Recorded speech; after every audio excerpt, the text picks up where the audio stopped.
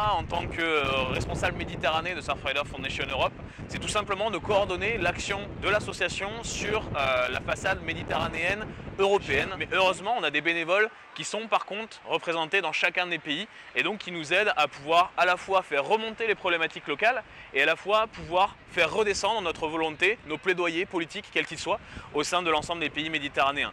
Et les actions, quelles sont-elles? C'est à la fois de l'action d'expertise, donc de l'expertise scientifique. On va faire de la recherche pour améliorer la connaissance sur des choses qui manqueraient un peu encore, ou alors pouvoir améliorer la communication de problématiques littorales qui sont faites auprès des usagers que l'on représente, donc tous les usagers sportifs, qu'ils soient surfeurs à la base, mais également maintenant des plongeurs, des voileux, etc.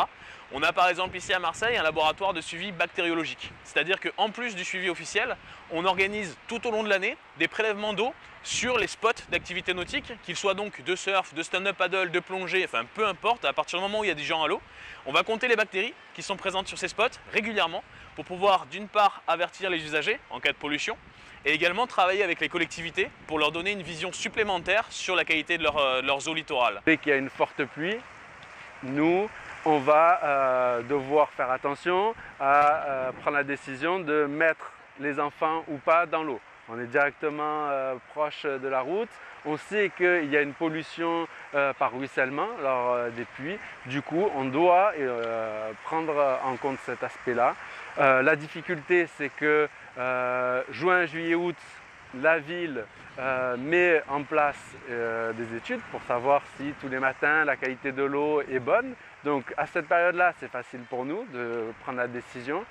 Hors période, on est voué à nous-mêmes et du coup, on doit se baser sur notre expérience où effectivement, ça fait des années qu'on vit sur le littoral. On sait plus ou moins reconnaître un orage important qui va entraîner une pollution ou pas, mais ça ne suffit pas. Du coup, on a une solution aussi, on s'est rapproché de notre association, c'est Surfrider Foundation, qui eux font des études de qualité des eaux de baignade sur l'année. Et donc ça, c'est un point important pour nous sur lequel on se base pour prendre nos décisions.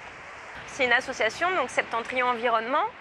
On a une activité qui est une activité de terrain, surtout en plongée sous-marine notamment.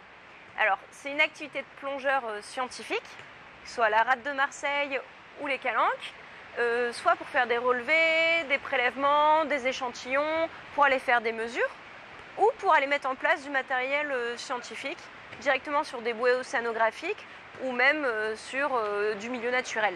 On a une activité également de valorisation et donc de communication auprès du grand public, du milieu marin, et ça toujours nous sur le terrain. Donc c'est-à-dire qu'on va emmener les gens soit en palmasque tuba, donc en randonnée palmée, on leur fait faire des promenades, on les sensibilise, on les éduque à observer ce qui se trouve dans l'eau, ou alors tout simplement on organise des animations qui s'appellent des duplex sous-marins. C'est des animations qu'on réalise, c'est des directs sous l'eau. Les gens, on les amène en bateau au-dessus d'un site de plongée et nous on est équipés de sorte à retransmettre du son et de la vidéo de ce qu'on voit nous en plongée sous-marine. Et ainsi, on fait une animation en direct de ce qu'il peut y avoir sous l'eau et du coup du parcours que nous on fait en plongée.